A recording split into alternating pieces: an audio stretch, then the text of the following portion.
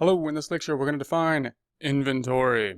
According to Fundamental Accounting Principles, Wild 22nd edition, the definition of inventory is good a company owns and expects to sell in normal operations. So we're talking about a good, generally an asset. The difference between inventory and other types of assets is that the inventory is geared towards being sold in the future, whereas other types of assets are assets because, of course, they're going to help us generate revenue in the future, but they're not going to be doing that by the selling of those assets. Inventory, of course, is what we buy and then sell. Inventory could differ based on the type of company that we are in. For example, inventory could be a boat.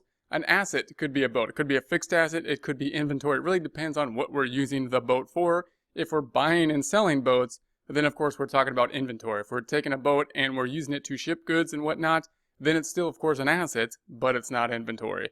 We can think of the same for a computer. Obviously, if we have the computer, it's an asset if we're using it for the business. But if we're buying and selling the computers, it is now inventory.